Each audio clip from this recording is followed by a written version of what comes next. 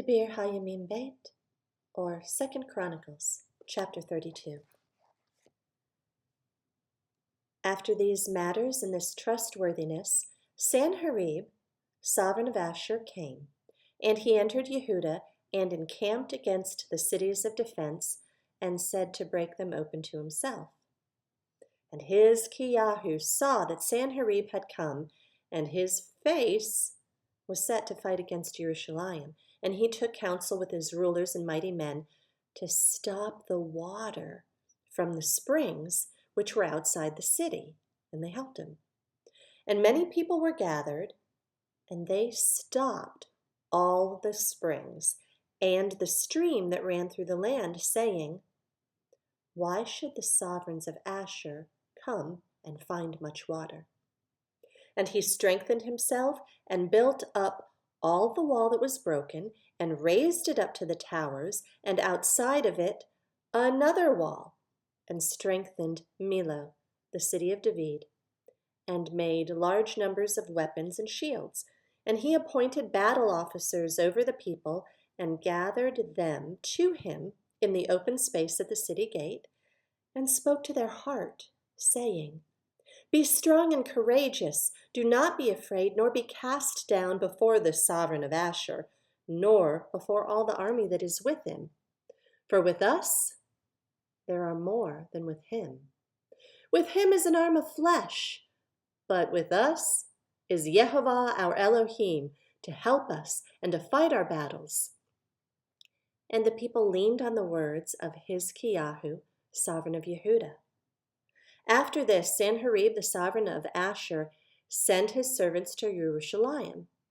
But he himself and all his power with him against Lachish, to Hizkiyahu, sovereign of Yehudah, and to all Yehudah who were in Jerusalem, saying, "Thus said Sanherib, the sovereign of Ashur, on what are you trusting, that you remain in Jerusalem under siege?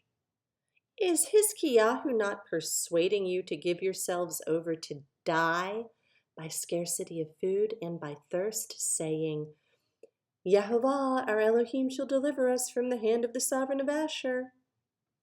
Has not Hizkiyahu himself taken away his high places and his slaughter places, and ordered Yehudah and Jerusalem, saying, 'Bow yourselves before one slaughter place and burn incense on it'?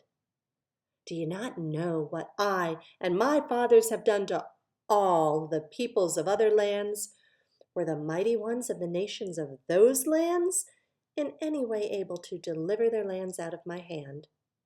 Who was there among all the mighty ones of those nations that my fathers put under the ban that could deliver his people from my hand, that your Elohim should be able to deliver you from my hand? And now do not let Hizkiyahu deceive you or persuade you like this, and do not believe him, for no mighty one of any nation or reign was able to deliver his people from my hand or the hand of my fathers, much less your Elohim to deliver you from my hand." And his servants spoke even more against Yehovah Elohim and against his servant Hizkiyahu. And he wrote letters to reproach Yehovah Elohim of Israel and to speak against him, saying, "As the mighty ones of the nations of other lands have not delivered their people from my hand, so the Elohim of Hizkiyahu shall not deliver his people from my hand." Then they called out with a loud voice in the language of Yehudah to the people of Jerusalem who were on the wall, to frighten them and to trouble them in order to capture the city. And they spoke against the Elohim of Jerusalem as against the mighty ones of the people of the earth, the work of men's hands. And sovereign Hizkiyahu and the prophet Yeshayahu, son of Amoz, prayed about this and cried out to the heavens. And Yehovah sent a messenger who cut down every mighty brave one, both the leader and the commander in the camp of the sovereign of Ashur. And he returned shamefaced to his own land and went into the house of his mighty one. And there some of his own offspring caused him to fall by the sword.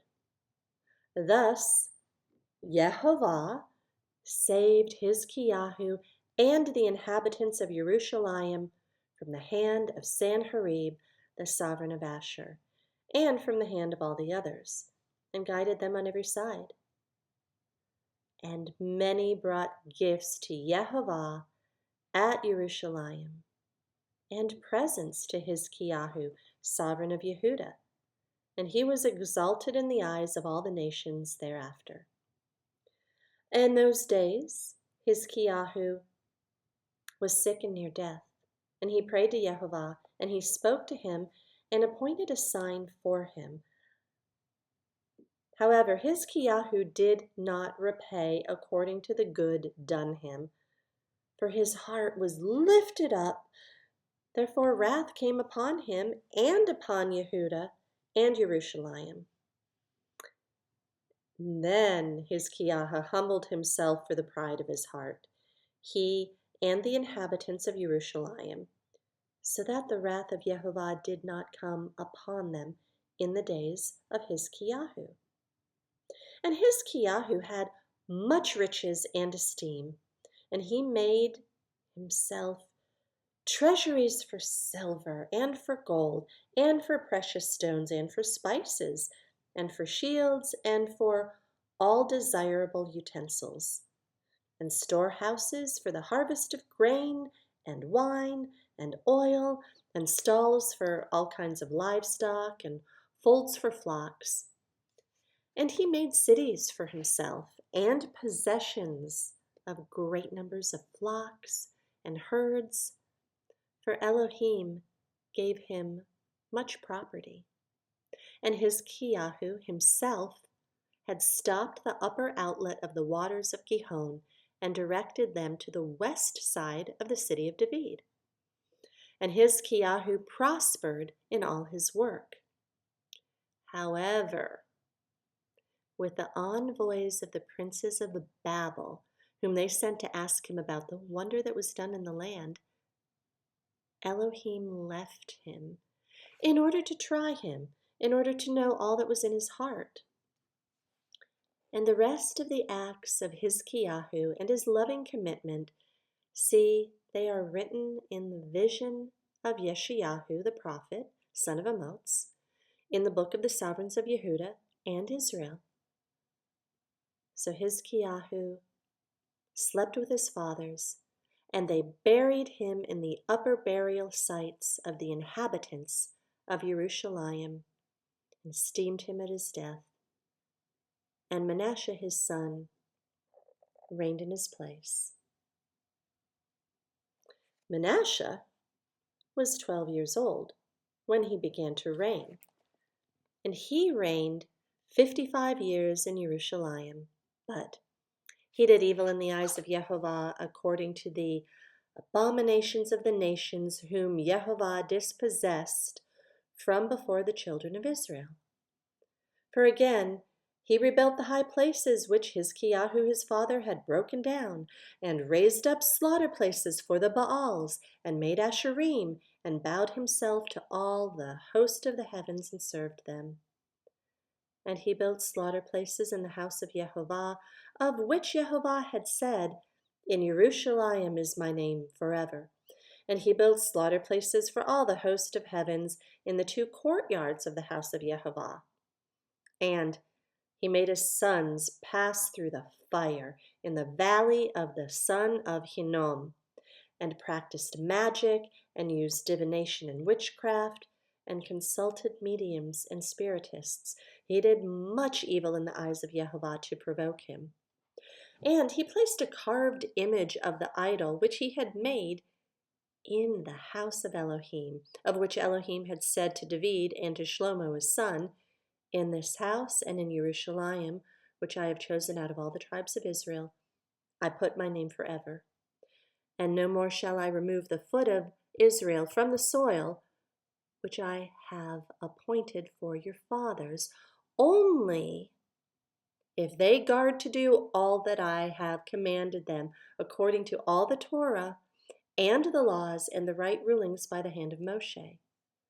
Thus Manasseh led Yehuda and the inhabitants of Jerusalem astray, to do more evil than the nations whom Yehovah had destroyed before the children of Israel. And Yehovah spoke to Manasseh and to his people, but they did not listen. Therefore Yehovah brought upon them the commanders of the army of the sovereign of Ashur, who captured Manasseh with hooks, bound him with bronze shackles, and made him go to Babel. And when he was in distress, he sought the face of Yehovah his Elohim, and humbled himself greatly before the Elohim of his fathers, and prayed to him. And he was moved by his entreaty, and heard his supplication, and brought him back to Jerusalem into his reign. And Manasseh knew that Yehovah was Elohim. And after this he built a wall outside the city of David, on the west of Gihon, in the wadi, and as far as the entrance of the fish gate. And it went round Ophel, and he made it exceedingly high. And he put army commanders in all the walled cities of Yehudah. And he removed the foreign mighty ones, and the idol from the house of Yehovah, and all the slaughter places that he had built in the mount of the house of Yehovah, and in Jerusalem. And he threw them out of the city. And he built the slaughter place of Yehovah, and slaughtered slaughterings of peace offerings and thank offerings on it, and ordered Yehudah to serve Yehovah Elohim of Israel.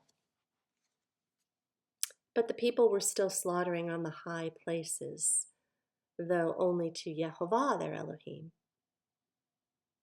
And the rest of the acts of Manasseh, and his prayer to his Elohim, and the words of the seers who spoke to him in the name of Yehovah Elohim of Israel, see, they're written in the book of the sovereigns of Israel. And his prayer and his entreaty, and all his sin and his trespass, and the places where he built high places and set up the Asherim and the carved images before he was humbled, see, they're written among the words of the seers.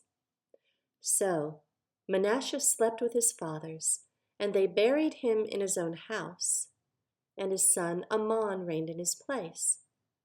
Amon was 22 years old when he began to reign, and he reigned 2 years in Jerusalem. But he did evil in the eyes of Yehovah, as his father Manasseh had done, and Amon slaughtered to all the carved images which his father Manasseh had made, and served them. And he did not humble himself before Yehovah, as his father Manasseh had humbled himself. For Amon trespassed more and more, and his servants conspired against him and killed him in his own house. But the people of the land struck all those who had conspired against sovereign Amon. And the people of the land set up his son, Yoshiyahu, to reign in his place.